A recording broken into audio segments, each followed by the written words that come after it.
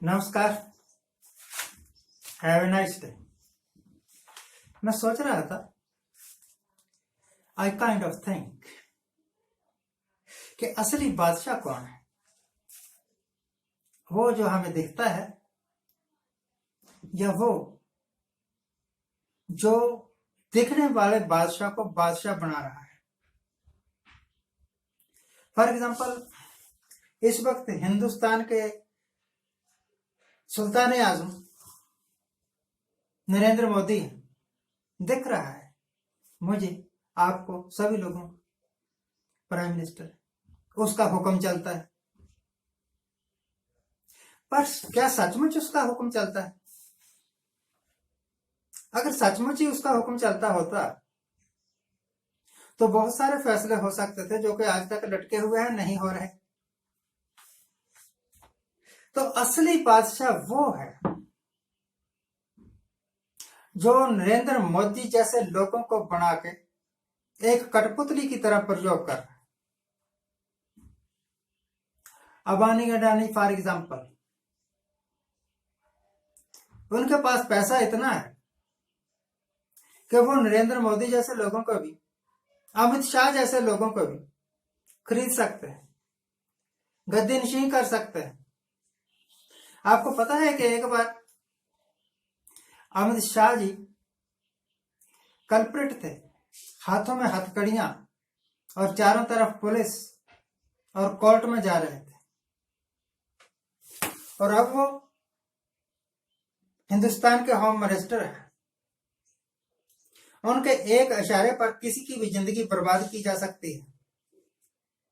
उनके एक इशारे पर किसी की जिंदगी बनती तो मैंने देखी नहीं, पर बर्बाद हो सकती है, होती हैं, हो रही है। तो असली बादशाह वो है जिसके पास पैसा है। आपने कभी नहीं सुना होगा कि किसी करोड़पति, अरबपति या अंबानी अडानी जैसे, या मोदी जैसे, बिरला जैसे, टाटा जैसे, मोदी ये नहीं, नरेंद्र मोदी ने, मोदी पॉन्ड्स के, मोदी मिल्स के मालिक, खरबों रुपए के मालिक है। उनके कार्य क्षेत्र में उनके पास हजारों की तादाद में लोग काम करते हैं। अरबों रुपए का उनका बिजनेस है। जब इलेक्शन होते हैं तो बीजेपी जैसी पार्टियां, कांग्रेस जैसी पार्टियां उनके आगे हाथ बांध के खड़े होते हैं और वो इनको चंदा देते हैं, करोड़ों अरबों रुपए। और उस चंदे के द्वारा ये इलेक्शन जीत के फिर पावर में आते हैं। जो पावर में आते हैं वो अपने अकाउंट, अबानियों जैसे, अडानियों जैसे, बिरला जैसे, टाटा जैसे, मोदी पॉन जैसे, और बहुत सारे हैं, 500 के ऊपर हैं ये धन कुबेर, उनका कहना मानते हैं। उनका कहना मानना पड़ता है। विप्रो का मालिक जब किसी पार्टी को चंदा दे और वो पार्टी इलेक्शन जीत जाए और पावर में आ जाए, तो क्या पावर में आई हुई पार्टी जिसने विप्रो के मालिक से चंदा लिया, या अबानी से चंदा लिया, या अडानी से चंदा लिया, उसकी हिम्मत है इतनी कि वो अपने आकाओं की बातों को अनसुना कर दे? ना मानने का तो सवाल ही नहीं। तो भैया, असली बादशाह ये नहीं है जो हमें दिखता है। असली बादशाह वो है जो इनको बना रहा है। ये तो अपने आकाओं की कठपुतलियां हैं। कठपुतली जैसे वो नचाते हैं वैसे नाचते हैं। आपको हैरानी होगी,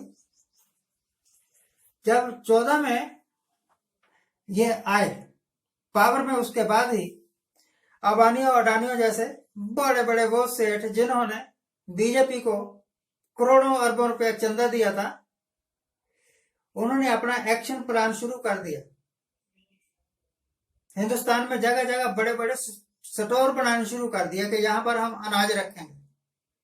जैसे जैसे वो कहते रहे वैसे वैसे गवर्नमेंट करती रही,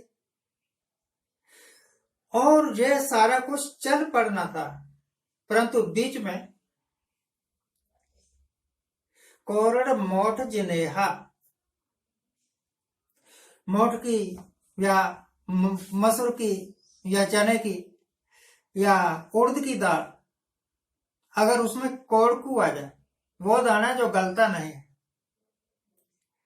तो इनकी दाल में कोड़कू आ गया किसान बन के। चाहे तो मामूली आदमी, आम आदमी, पैसा भी नहीं था, ताकत भी नहीं थी, हुक्म भी नहीं था इनके पास, और खड़े हो गए कानूनों के विरुद्ध।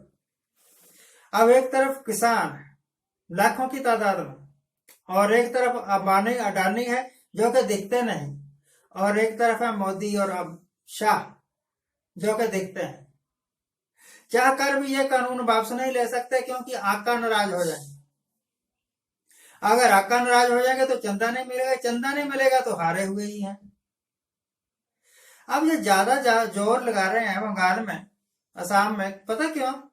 ताकि इलेक्शन जीत जाए तो थोड़ी सी इज्जत बच जाए। पर मुझे लगता है कि ये इलेक्शन जीतेंगे नहीं। मैं चाहता हूं कि ये इलेक्शन ना जीते, क्योंकि कामयाबी आदमी का दिमाग खराब कर देती है। इनको 2-4 कामयाबियां मिली तो इनका दिमाग खराब हो गया, साथ में आसमान पर चला गया।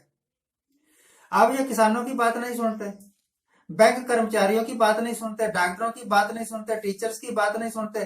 जो भी इनके पास मांगे लेके जाता है कि ये हमारी मांगे हैं, इनको पूरा करो, उनके साथ ये भिखारियों जैसा सलूक करते हैं।